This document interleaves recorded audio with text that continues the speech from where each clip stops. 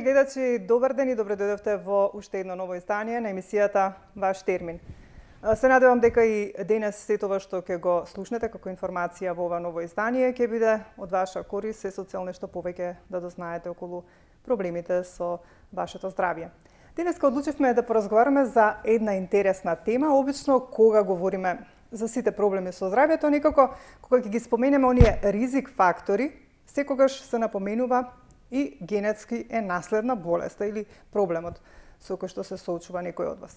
И сега за да објасниме како тоа се случува, што е наследување, значи што е генетско наследување, што би значило тоа генетско стебло и како тие заболувања и кои се тие заболувања се пренесуваат, нели генетски од родителите на децата и така натаму, ќе дознаете во разговорот што денеска ќе го водиме овде во студиото со професор доктор Владимир Трајковски, кој што е професор на Филозофскиот факултет по неколку предмети, меѓу другото и предава хумана генетика и физиологија, ова за што денес ќе говориме.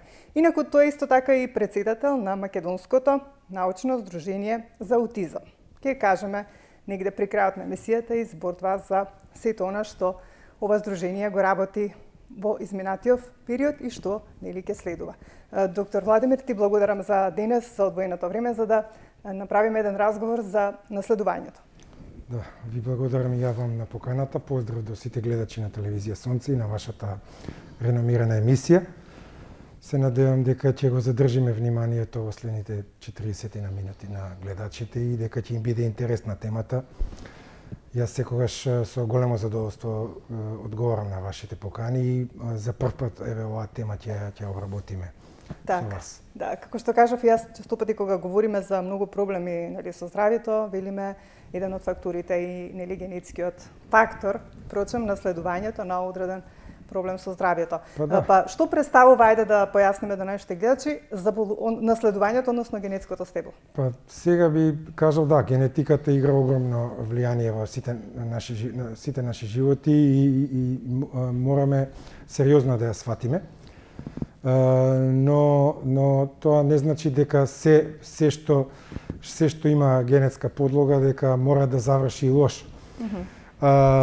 Наследувањето како процес представува пренесување на наследните особини од една генерација во друга генерација и затоа ние наликуваме во многу на нашите родители, на нашите предци, но покрај генетиката секако дека улога играат и срединските фактори. За многу заболувања, например, срединските фактори представуваат откочувач или тригер механизам, што го велиме ние докторите, за да настане одредено заболување. Значи не секогаш самата генетика по себе мора да доведе до болест, туку често пати кај оние неменделови заболувања потребна е интеракција со лоши средински фактори за да дојде до манифестација на заболувањето. Наследувањето уште Грегор Мендел, кој што е основоположник на современата генетика, тој правил експерименти некаде 1865-1866 година со градинарскиот грашок или писум сативум наречен на латински, ги испитувал својствата и така ги поставил фундаментите на современата генетика и по него, во негова чест, постојат Менделови закони, Менделови правила на наследување, оние класични наследувања кои што понатаму во емисијата ќе ги обработиме едно по едно. Значи имаат неговиот назив менделизам, например.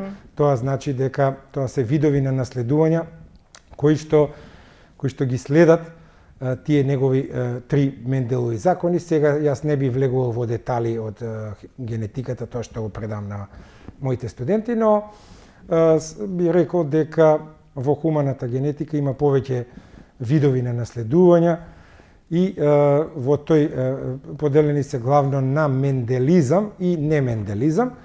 Значи, во менделизам спаѓаат сите оние работи кои што тој ги има објаснето уште во 19 век, автосомно доминантното наследување, автосомно рецесивното наследување, тука спаѓа интермедиерното, кодоминантното наследување и некои други видови, а она се што не ги следи сите оние видови наследување и што се во поново време откривани, го добиваат називот неменделизам И тука спаѓаат митохондријалните наследувања, геномскиот импринтинг, унипарентната дисомија, спорадичното наследување и ред други наследувања. Сега вака кога не слушаат нашите гледачи, не знаат воопшто зашто станува збор, тоа е толку комплицирана наука, која што навистина кога ќе навлезете подлабоко, дури и сега еве за вирусот се навлегува толку во како да кажам во генетиката на една индивидуа да се види како може вирусот нели до кој степен да направи проблем. Значи толку многу сме ние специфични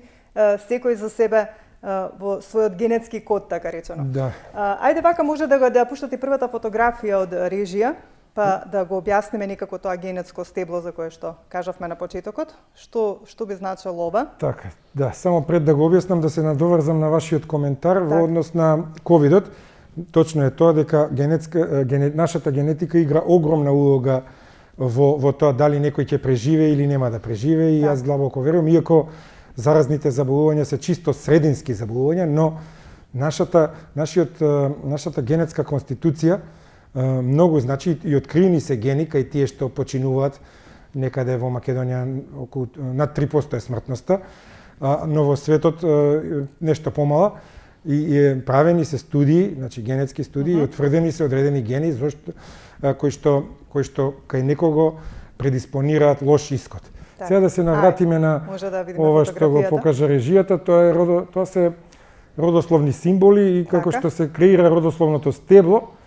И ова, например, моите студенти добро го знаат, бидејќи на вежби го работиме, и треба овие основни символи ги има и повеќе се разбира, но јас тука сум ги дал најосновните. Со овие се креира родословното стебло, кое што е многу значено во процесот на генетското советување, кога ќе дојде семејството и бара совет, например, дали второто дете ќе има одредено генетско заболување, па да се проценат ризици. И, например, машко означуваме со квадрат, со круг е женска индивидуа, понатаму мртвите членови на семејството ги прецртуваме со диагонална црта, затемнети квадратче и кругче, тоа значи заболени членови во едно семејство кои што имаат одредена генетска болест. Значи мора да има генетска предиспозиција, па имаме знак за брак, каде што квадратот и кругот се споени. Ова е интересно, консангвин брак. Тоа го знаели и нашите стари баби, дедовци, дека не сме, дури до шесто колено не сме да се стапи во брак. Да, и јас тоа сум го слушнала. Ова е баш консангвин брак, кога братучеди, второ, трето колено или подалечно до шесто ќе стапат во брак и тоа е многу незгодно во генетиката. Така. И за тоа се избегнува и треба буквално кога двајца млади стапуваат во врска да се убаво да се распрашат, затоа што може да има многу големи последици по нивното потомство ако се роднини до шесто колено, затоа што кај ваквите консангвини бракови или преведено ајде на македонски бракови во крвно сродство се тоа. И тоа е многу битен податок кој што треба консултантите кои што доаѓаат на генетско советување да го дадат на лекарот или на генетичарот во случајот затоа што тоа многу ќе му олесни во давањето на дијагноза. Значи креирањето на родословното стебло е значаен елемент и ни открива многу податоци и тука консултантите кои што даваат, значи го бараат советот од генетичарот, мора да бидат многу искрени.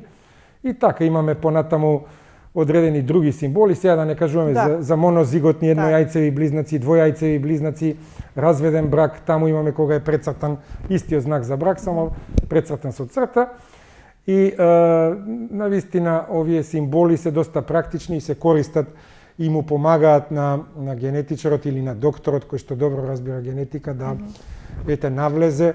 Значи тоа е првична една слика да се добие, понатаму секако дека ќе треба да се упати пробантот, тоа е она лице кое што му го испитуваме својството или болеста, да се упати на понатамошни исследувања. Например, често пати има потреба од консултација кај психијатар, невролог, доколку се работи за генетско невролошко нарушување, офталмолог, доколку се работи, често пати синдромите одат со очни аномалии, малформации, аудиолог или оториноларинголог, бидејќи има нарушување и на ушите и грлото и така натаму. Значи потребно е во процесот, тоа е многу сложен процес, генетското советување, координација на еден цел тим на лекари, па понекогаш се вклучуваат тука во тимот и психологот и дефектологот или поново специјалниот едукатор и рехабилитатор. И токму поради тоа јас на моите студенти едно од предавањата е ова во однос на креирање на родословно стебло и наследување, да ги знаат основните видови на наследување и како одат сите тие процеси. Так.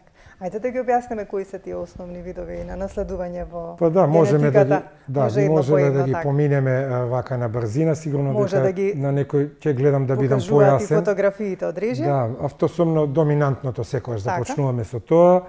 Автосомно доминантно наследување, тоа е оној вид на наследување кога има еден мутиран ген кој што е доминантен. Така. Тоа значи дека тој во најголема веројатност на случаи ќе се манифестира во потомството. Значи еве тука гледаме едно родословно стебло од 3 генерации. Значи генерациите тоа да кажем ги обележуваме со римски броеви, сега тука не е назначено. Обично татковата линија секогаш се пишува на левата страна, мајчинската линија на десната страна.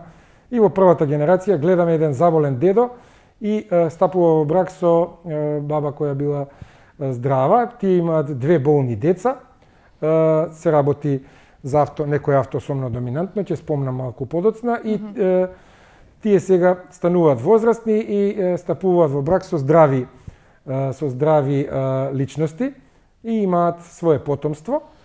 Сега во потомството и на левата и на десната страна гледаме дека има по 2 болни и 2 здрави деца. Така. А на долната слика е прикажана таа панетова мрежа која ја дава сегрегацијата на алелите, каде што со големо А секогаш се означува тој доминантен мутиран алел, кај автосомно доминантното наследување, и можните комбинации кои што би можеле кога би се споиле една со друга гамета, едното е од таткото, а другите 2 гамети се од мајката. И тука се можни 4 комбинации. Така што во 75% од случаите кога и двајцата се, да речеме, доминантни носители, има шанса и детето да заболи, а кога едниот родител е здрав, а другиот е заболен, тогаш шансите се 50%.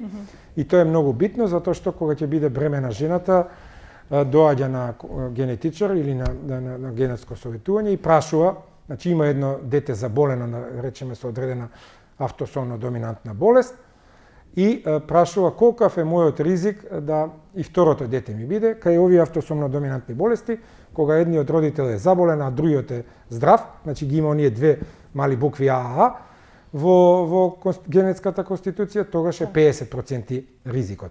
Значи 10 деца да има, секогаш е 50% ризикот. И ако се спојат сега здравите гени, малото А од заболениот родител со другото мало А од другиот родител, тогаш има 50% веројатност и да биде здраво детето. И тоа треба да го знаат родителите. Во автосомно доминантни заболувања, најчести кои што ги спомнуваме, тука се неврофиброматозата, како едно неврокутано заболување, кое што е тешко, кое што потоа може да оди и секундарно и со аутизам. Туберозната склероза исто така, Хантингтоновата хореа, тоа Хантингтонова хореа е кога доаѓа до предвремено деменција, тоа е, например, млад човек од 40-45 години, му пропаѓаат нервниот систем, клетките во нервниот систем и добива една деменција на 40 и една тресење, тремор на рацете и така, таа Хантингтонова болест. И ги има многу ред други автосомно доминантни. Значи, во родословното стебло можеме да се вратиме режија, го карактеризира една доминантна, односно вертикална трансмисија. Во сите 3 генерации се забележуваат заболени. И сега би можел да преминам на автосомно рецесивно, тоа е на следните слайдови. Така, следниот слайд може да се пушти. Автосомно рецесивно наследување, тоа е малце поразлично од ова. Рецесивен или скриен ген, тоа го опишува уште Грегор Мендел. Да, тоа е, ова е еден типичен родослов за автосомно рецесивно наследување. Што значат овие што се на пола црно, пола бело? Да, и тоа ќе го објаснам. Тоа во родословното стебло, тоа значи носители. Носители на мутиран ген. И во првата генерација жената, односно бабата сега, бидејќи веќе има трета генерација, таа била носител на одреден мутиран ген. Стапила во брак со маж кој што е здрав. И сега тие добиле две деца, машко и женско, кои што се носители. Црно-бело, тоа е носители. И по некој случај... Двајцата имаат мутиран ген. Да, и двајцата имаат мутиран и тие се нарекуваат кај автосомно рецесивните наследувања мирни носители. Тоа значи дека тие ја немаат болеста, но можат да ја пренесат на своите потомство. Можат да ја пренесат на своето потомство и тие сега по некоја случајно стапиле во брак со супружници кои што исто така се носители. Тоа е реткост, но можно е. Се случува, особено се случува ако се во консангвин брак или брак во крвно сродство. И тогаш тие рецесивни алели ги доведуваат во хомозиготна состојба. Хомозиготна состојба значи кога на еден хромозом и двата алели што ги наследили од таткото и од мајката се мутирани, например, или не мора да се мутирани, но во случајов се мутирани и сега тука тие имаат потомство, ризикот кај автосомно рецесивното наследување е 25%. Значи овде е двојно помал, се намалува. Да, тука и двата пара, брат и сестра, кога стапиле во брак, добиле по едно болно девојче, добиле здраво машко и добиле исто така машко носител и женско носител. Со мутирани гени. Да, со мутирани гени. Тие ја немаат болеста манифестно, но можат понатаму да ги пренесуваат. За ова наследување го карактеризира една хоризонтална трансмисија, бидејќи заболуваат браќа и сестри во рамките на една линија. И затоа го нарекуваме уште хоризонтално наследување ова автосомно рецесивно, овие автосомно рецесивни болести. Инаку, например, од нормалната генетика, да кажеме дека сините очи се наследуваат по овој пат, автосомно рецесивен пат, а црните очи се автосомно доминантно својство. Исто нормалната коагулација е рецесивно својство и така натаму. Кадравата коса, например, е рецесивно својство, а правата коса е автосомно доминантно. Има многу карактеристики. Ако сме веќе кај патологијата, кај болестите, кај автосомно рецесивните, тоа се цистичната фиброза, која што се спомнува доста, особено белата раса, со кавкаско потекло, да кажеме, доста често боледува, за разлика од црната и жолтата раса, многу почесто. Тука се оние сите метаболопатии, што ги нарекуваме ние, односно најголем број од тие метаболопатии, автосомно рецесивни нарушувања, како што се гликогенози, нарушување на метаболизмот на гликоген, фенилкетонуријата како нарушување на аминокиселинскиот метаболизам е автосомно рецесивно заболување и илјадници други, сега да не ги замараме вашите гледачи. Има многу автосомно рецесивни, значи кои што се наследуваат според овие Менделови принципи, значи таму важат тие Менделови закони. Доктор Владимир, јас пред известно време имав една емисија посветена на ретките болести, односно на мускулна спинална атрофија. Тоа е исто една ретка болест која што генетски се пренесува. Да, генетски условена, спиналната мускулна атрофија спаѓа во кои видови на наследување се невролошките, најчесто се во автосомно рецесивен пат се наследуваат тие спинални мускули. Ги има повеќе типови 1, 2, 3 и така натаму, спаѓа во ретките, но за жал доста инвалидизирачка. Иако најчесто менталната сфера, интелектуалната сфера не е засегната кај спиналната мускулна атрофија, само моториката и пред се долните екстремитети можна да бидат и зафатени и тие лица обично 10-та, 15-та година од животот завршуваат за жал во инвалидска количка што имаат спинална мускулна атрофија. Така. Рецесивно доминантно, да појасниме што би значило? Па доминантно и рецесивно тоа се својства и гени, значи доминантни тоа е генот и кога генот ако се појави, тој го манифестира својството. Значи тоа се доминантни својства, веќе опишав кои се нешто како нешто беше мутираниот ген, тој би бил рецесивен на некој начин? Доминантни, а рецесивни својства се оние кои што тоа го правил уште во вака ќе го објаснам со експериментите и за да го разберат гледачите. На Грегор Мендел, значи он го испитувал тој градинарски грашок и земал на пример со жолто и зелено семе, вкрстувал во првата генерација. во таа парентална се нарекува во генетиката, и во првата генерација добил само жолти семиња. Само жолти.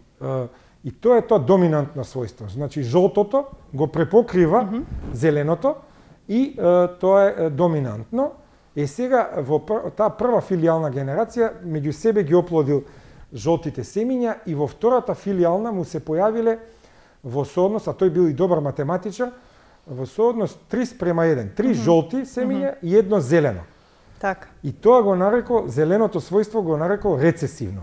Значи тоа е тоа скриено. Или сините очи кај човекот, тоа е скриено својство. Или нултата крвна група, например, е рецесивна. Значи треба тие два алели да ги има и таткото и мајката за да некој наследи, но не мора да значи дека и таткото и мајката се нулта група. Туку ако таткото е например со генетска конституција А0, а има крвна група фенотипски изразена А, а мајката има крвна група Б0 генотипски, а фенотипски е крвна група Б, и постојат 25% шанси од тој брак, иако се таткото е А мајката Б, тоа често ги буни во народот и може да бараат да докажуваат татковство, но можно е од таков брак да се добие дете во 25% да има нулта крвна група. Само под услов да се хетерозиготни носители. Значи, да немаат на двата алела АА и ББ, тогаш нема шанси. Тогаш веќе е јасно дека тоа или е детето сменето во породилиштето или не е тој таткото. Тогаш не може да биде нулта. Ако и двајцата се хомозиготи, таткото за крвната група а мајката за Б, тогаш детето мора да биде АБ крвна група. Значи сите деца и 5 деца да имаат, сите мораат да бидат со крвна група АБ. Так. Но ова е исто спаѓа во менделизам, крвните групи, тоа се нарекува кодоминантно наследување. Кај крвните групи АБ нулто крвната група, имаме уште еден МН крвногрупен систем, РХ факторот така се наследува.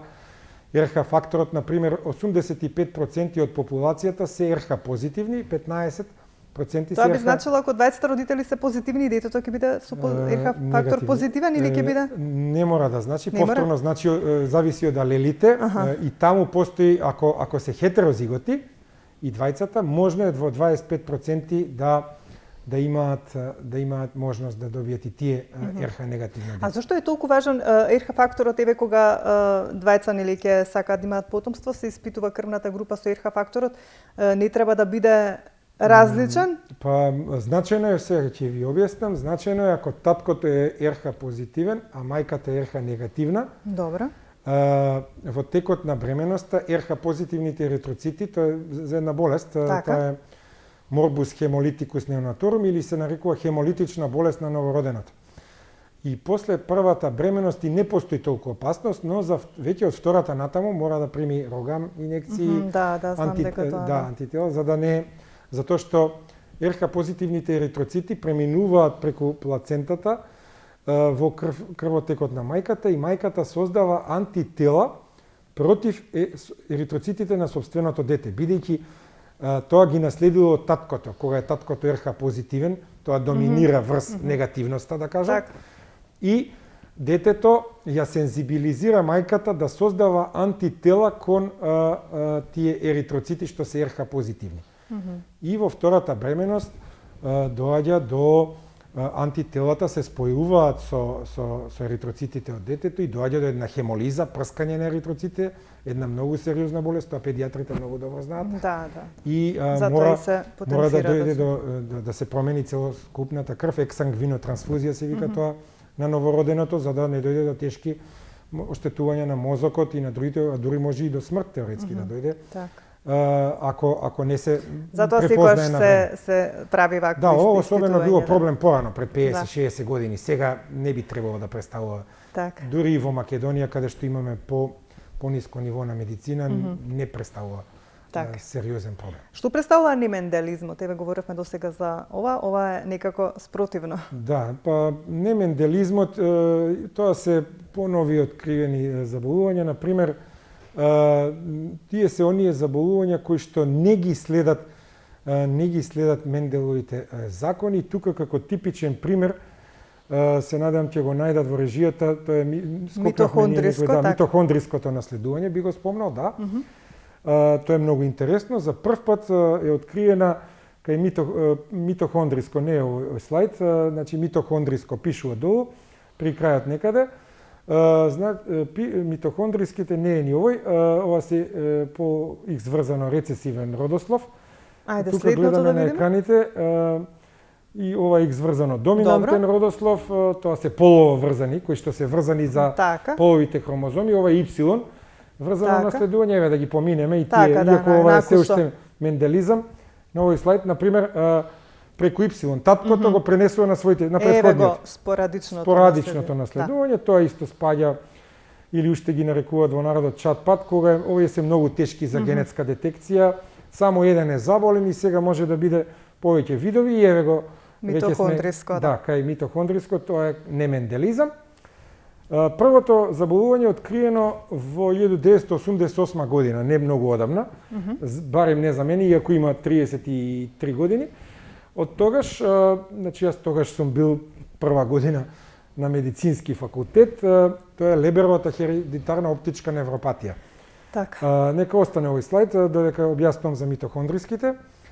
Значи, тоа е заболување кое што го зафаќа нашиот очен нерв, очниот нерв на заболениот. И тоа заболување се карактеризира со многу една одеднаш болка, како пресекување со нож, бидејќи е засегнат оптичкиот нерв, дури може да следува и понатаму и слепило. Леберовата хередитарна оптичка невропатија, значи првото откриено митохондриско заболување. Што значи митохондриско заболување? Митохондриски заболувања се карактеризираат со мутации на митохондријалната ДНА. Покрај она дезоксирибонуклеинска киселина што имаме во нашите хромозоми, во јадрата на клетките, подоцна е откриена дека постои дезоксирибонуклеинска киселина и во митохондриите. Тоа се енергетските централи на клетката, едни органели кои што се мощни, значајни за опстојување на клетката и да ја даваат енергијата. И се тоа е една циркуларна форма, има на ДНА, за разлика од ова другата ДНА која што се наоѓа во хромозомите и во јадрата. И таа е гола, да речеме, не е обвиткана со многу протеини, и таа е многу полесна, поподложна на мутации. И кога ќе дојде до тие мутации на таа, инаку комплетно е мапиран геномот на таа митохондриска ДНА, има 16.569 нуклеотиди, и кога ќе дојде до мутација, прво страдат органите и ткивата кои што им е потребна најмногу енергија. А тоа се централниот нервен систем, мозокот, нервите, и мускулите и секако срцевиот мускул. Значи ќе доаѓа до невропатии, оштетување на централниот нервен систем, ќе дојде до миопатии, слабост на мускулите и ќе дојде до евентуално кардиомиопатија, така што еве таа Леберова хередитарна оптичка невропатија го зафаќа оптичкиот нерв и може да води до слепило. Ова уште една авторка од професор Лијана Зергален-Чупак од Хрватска го нарекува дури овој митохондријален ДНА како 25-ти хромозом. Бидејќи постојат 22 автосомни хромозоми, постојат два полови, тоа е X и Y, и 24, и уште овој еден као дополнителен, иако не е класичен хромозом. Ги има повеќе заболувања, значи, како што кажав сега да не се повторам, на родословното стебло, само да го дообјаснам, овде она што е значено дека мајката го пренесува заболувањето. Мајката.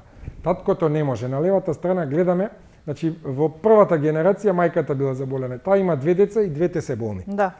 Потоа тој стапува мажот во брак со здрава жена, нема. Да, и таму нема. Трите деца се здрави, а кај женското повторно двете деца се заболени. Па повторно кај женското има две. И повторно кај женското, значи четвртата генерација пак се заболени. Тоа се вика уште мајчинско наследување, и тоа да го дообјаснам. Тоа е за тоа што кога се спојуваат сперматозоидот со јајцеклетката,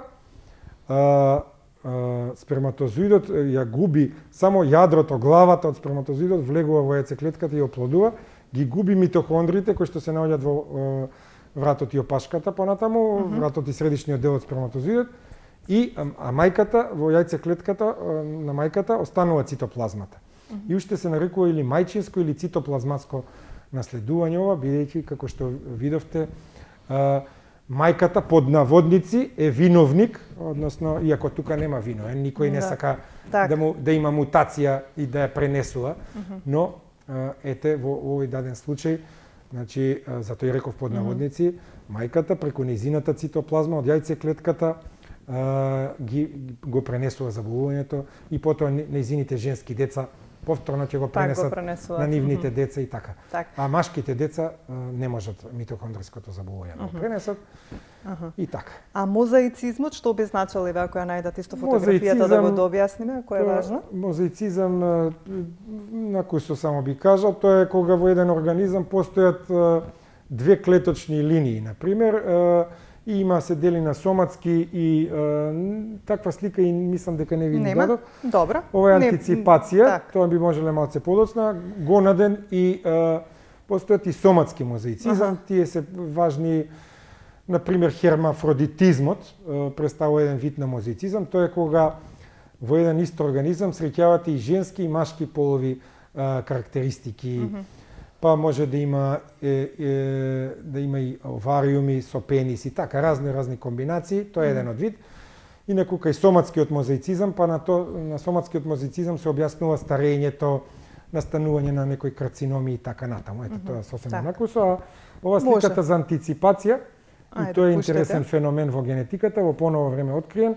Следната? Да, мислам дека беше следната. Антиципација, тоа е кога тој се должи, антиципација, уште ова, гледаме тука 3 генерации на заболени.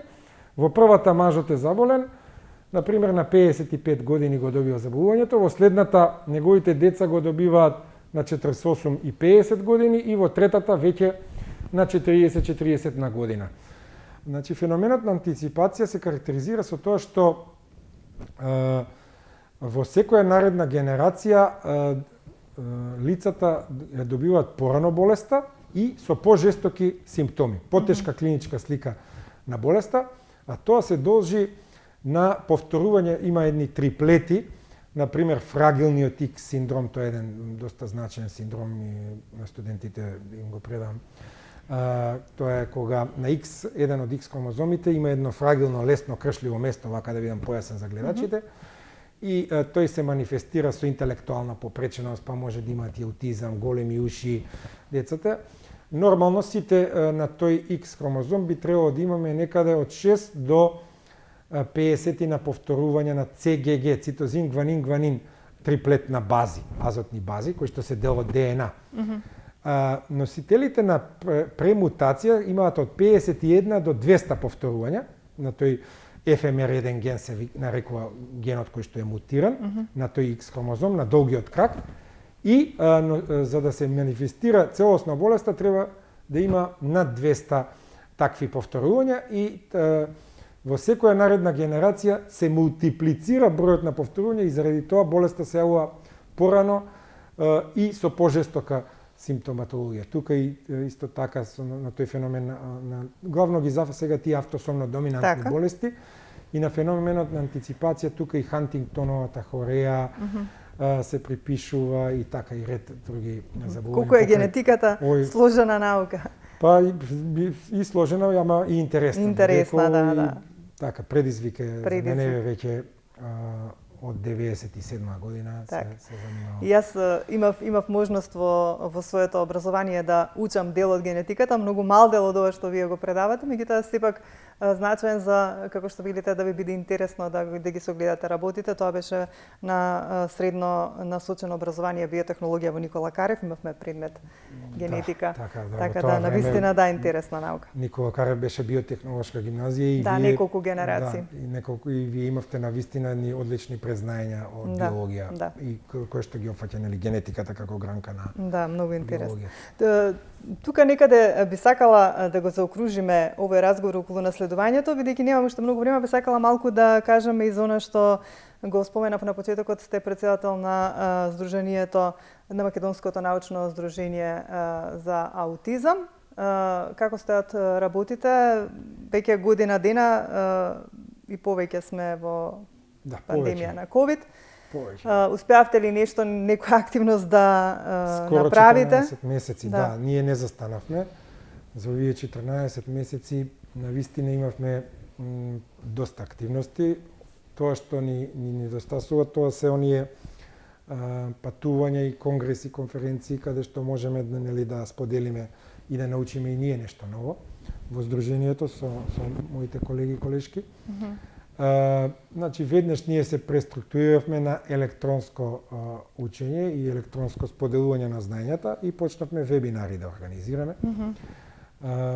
Уште во март, април, например, 2 април, меѓународниот ден, ние организиравме, во 2 април 2020, исто организиравме вебинар, каде што го споделивме нашето знаење. Потоа, минатата година во мај, јуни следеа едни проекти од 9 вебинари серија, наменети за родители и за колеги и колешки кои што се занимаваат, финансирани од УНИЦЕФ.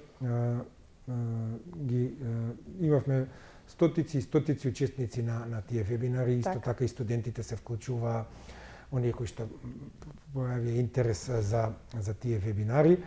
Продолживме со проектите кои што ги реализиравме и, како што кажав, за жал не можевме со физичко присуство, но продолживме преку Zoom со разни состаноци да ги привршиме кон крај. Тие се Erasmus Plus проекти. Имавме, например, со колеги од Грција, Кипар, Бугарија, Романија, Италија, едниот проект.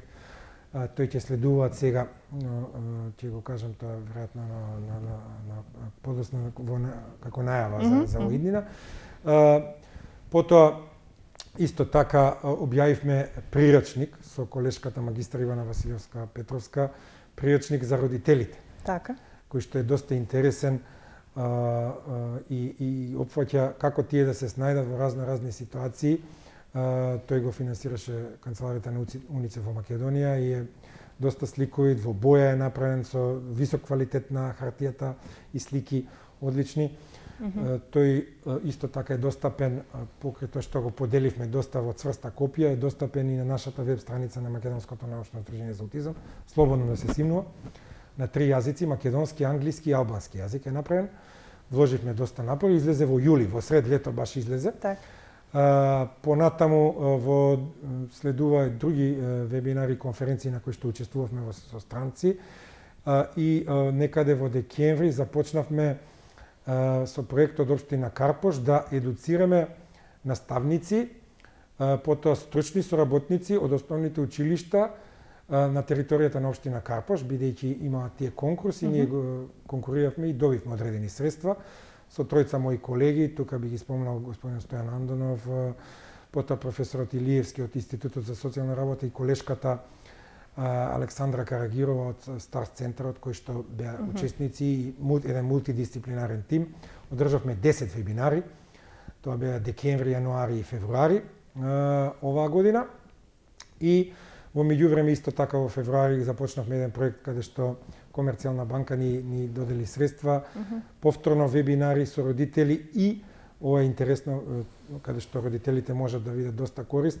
Исто така јас направив 25 прегледи преку телемедицина, значи преку Skype, совети, обсервација, биомедицински третман и така натаму, и двете мои колешки магистар Василевска Петровска и Филиповска, кои што се подпредседателки и секретар на Сдруженијето, тие направија многу интересни интернет ресурси, кои што сега веќе се достапни за и видео и за симнување, интересни препораки за родителите кои што ќе им користат во секојдневниот живот и ќе им го леснат секојдневниот живот за децата со аутизам да можат да им помогнат. Така да, ете, во кратки црти, имаше многу, објавувавме трудови. Во секој случај сте имале доста активности онлайн, да. Сакам само да потенцирам, можеби оние кои што не следат знаат и дека сте вклучени во третирањето со проблемите кај децата со аутизмот, каде еве можат да ве најдат, каде сте достапен, дали се уште сте вклучен во работата на Гаспар центарот? Во 2 центри, да, тоа е Гаспар центарот во Козле и Старс центарот, тоа е колешката Карагирова што спомнав, има во Велес, а однедавна отвори во Скопје. И баш еве сега веднаш по празниците ќе одам да прегледам по 4. Значи тоа си останува вклученоста во третманот, така? Да, и она што е најинтересно, веќе го почнавме сега пред 10 дена, тоа се вебинари со светските експерти за за аутизмот.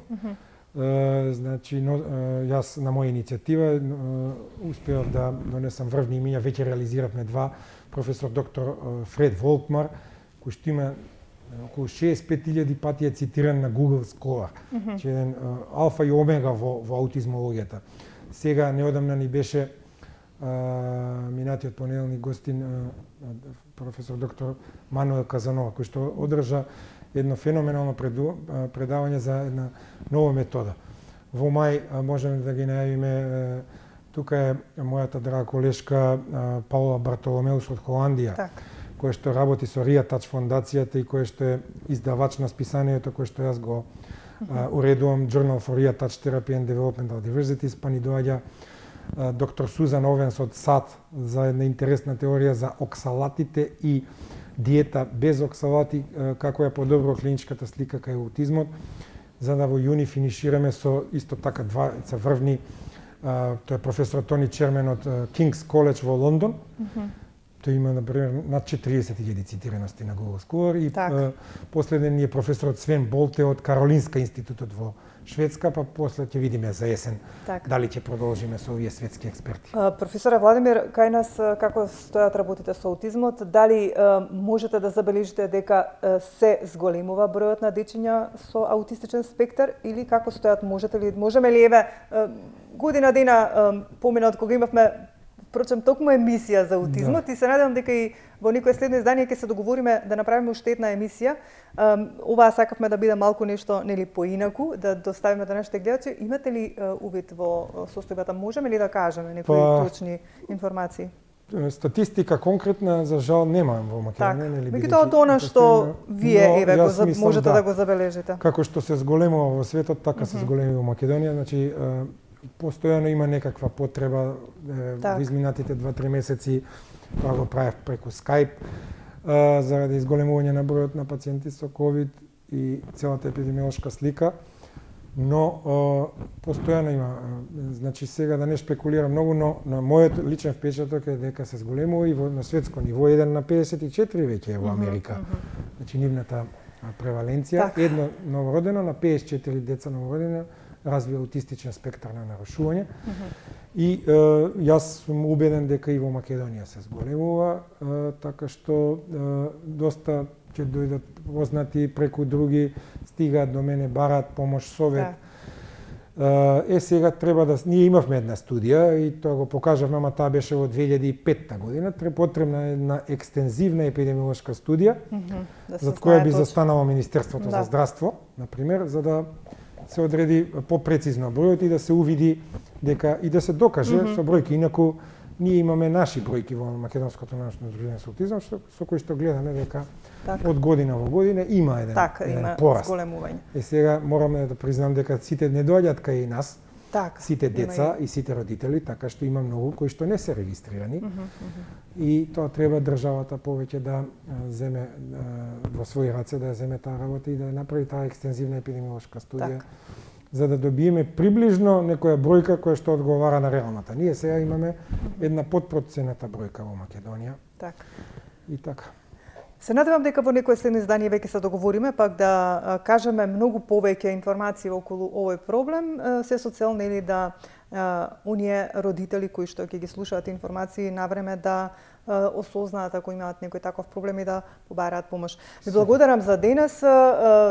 Еве уште еднаш ќе посочам сите оние кои што не следат, ако сакаат да стапат со вас во контакт, може и да се јават во нашата телевизија, да добијат нели контакт телефон пак за да побараат некое стручно мислење. Ви благодарам многу за денешното гостување. Се надевам дека бевме интересни со ова наследување што го кажавме. Прв пат правиме ваква емисија и заради тоа и одлучивме да ги пренесеме овие информации. Се надевам дека барем малку ќе им доловиме на нашите гледачи колку ние сме како индивидуи комплексни, колку нашиот систем нели на генетски наследни работи е сложен и колку влијае врз сите оние проблеми кои што се јавуваат во текот на животот со здравјето. Да, апсолутно така е. Комплексен е човековиот организам од секој поглед, особено од генетски аспект. И јас ви благодарам за поканата и секогаш стојам на располагање за доколку има родители кои што се заинтересирани, слободно може да им ги дадете бројите од овие два центра. Ви благодарам уште еднаш.